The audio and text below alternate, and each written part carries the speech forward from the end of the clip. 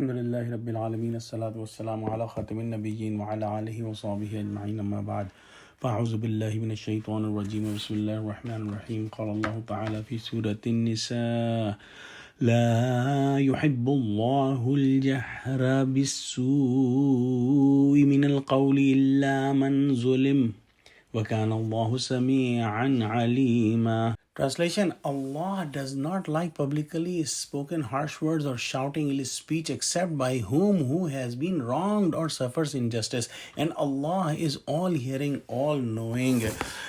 Spreading the rumors and spreading someone's sins and bad deeds in the public is not liked by Allah subhanahu wa ta'ala. However, if somebody is wronged and he tells other people that he is wronged by someone, this is permissible, and if he does that, it will be beneficial for him, as other people might help him, or the person who is wronging him will get a caution and will stop wronging him anymore. So this is allowed. The general message in this ayah that backbiting and talking about someone's sin and making any buhtan or false allegation on someone in public is all haram. If somebody knows any weakness or sin of other person, he should try to hide it and should not be telling it here and there.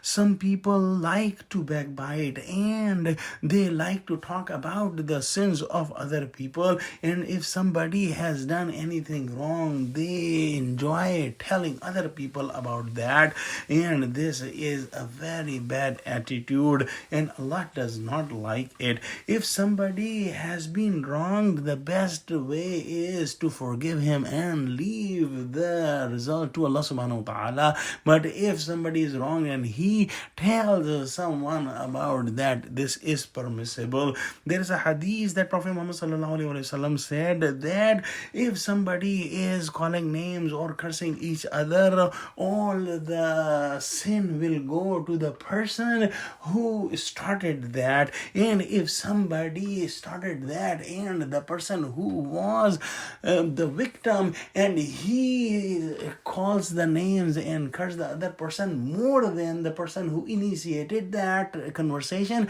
then this person will be a zalim, will be a wrongdoer, because he said more than he was said to. So Allah subhanahu wa ta'ala is all hearing, Allah subhanahu wa ta'ala is all knowing, so he knows that who did what and how much wrong he did to other person. In the next ayah, Allah subhanahu wa ta'ala says, إن تبدوا خيرا أو تخفوه أو تعفوا عن سوء فإن الله كان عفوا قديرا. Translation: if you do good actions openly or in secret or forgive an evil offense, then surely Allah is ever forgiving and all powerful. So some person who has been wronged and he forgives for the sake of Allah subhanahu wa ta'ala, Allah subhanahu wa ta'ala will make him more honorable in the world.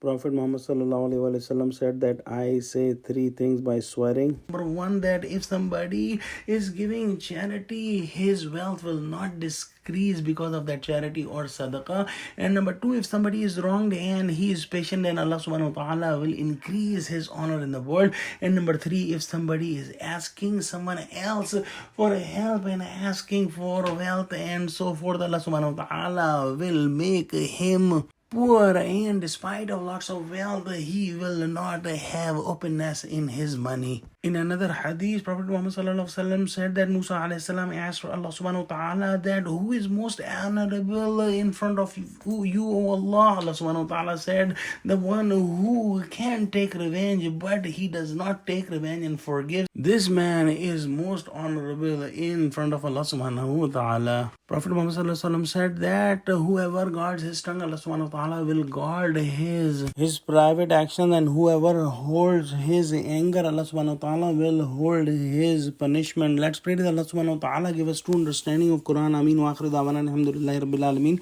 Assalamu alaikum wa rahmatullahi wa barakatuhu.